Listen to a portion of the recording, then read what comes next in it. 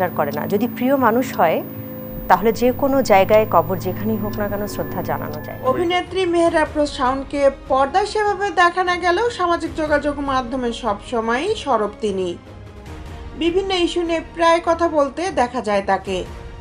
এবার পাকিস্তানের উপপ্রধানমন্ত্রীর সঙ্গে এনসিপির নেতৃবৃন্দের বৈঠক নিয়ে কথা বললেন শাওন। তো আপন অনুভূতি সেরকম মিস করার বিষয়টাও আমার নিজের। এনসিপি নেতাদের বক্তব্যের একটি ভিডিও শেয়ার করে শাওন বললেন, মুক্তিযুদ্ধের নাম কি তবে ৭১ ডিল হয়ে গেল। ফেসবুক পোস্টে তিনি লিখেছেন, এই ঘিলু মহোদয় পররাষ্ট্র মন্ত্রণালয়ের দায়িত্ব পেয়ে গেলেন কবে?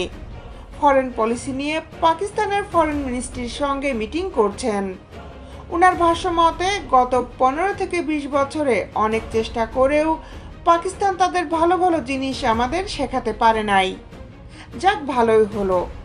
বিল্ডিং রিলেশনশিপ, এরপর বাংলাদেশ সব শিখে নিবে। তারা হুমায়ুন আহমেদের এবং আমার সন্তান, তারা আমাদের সন্তান, যার সন্তান তার সন্তান। এরপর শাওন লেখেন, ৪৪ সেকেন্ড পার করে দেখলাম ৭১ ডিলের একটা ইস্যু নাকি আছে যেটা ওনাদের মতে দ্রুত সলভ করা উচিত। মুক্তিযুদ্ধের নাম কি তবে ৭১ ডিল হয়ে গেল। শাওনের পোস্টের প্রসঙ্গে মন্তব্য করতে দেখা গেছে অনুরাগীদের। অনেকেই শাওনের সঙ্গে একমত পোষণ করছেন। উল্লেখ্য, ঢাকায় সফররত পাকিস্তানের উপপ্রধানমন্ত্রী ও পররাষ্ট্রমন্ত্রী মোহাম্মদ ইসাকদারের সঙ্গে বৈঠক করেছে বাংলাদেশের জাতীয় নাগরিক পার্টি।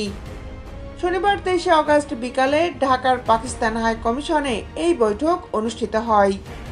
বৈঠক শেষে এনসিপির নেতৃবৃন্দরা বলেন, পাকিস্তানের দূতাবাস থেকে এনসিপির ৭ সদস্যের প্রতিনিধি দলকে বৈঠকের জন্য আমন্ত্রণ জানানো হয়েছিল।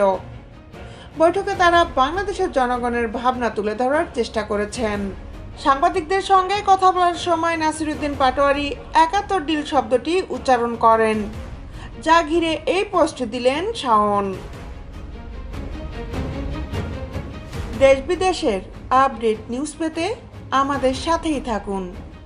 Justice television, Dhaka.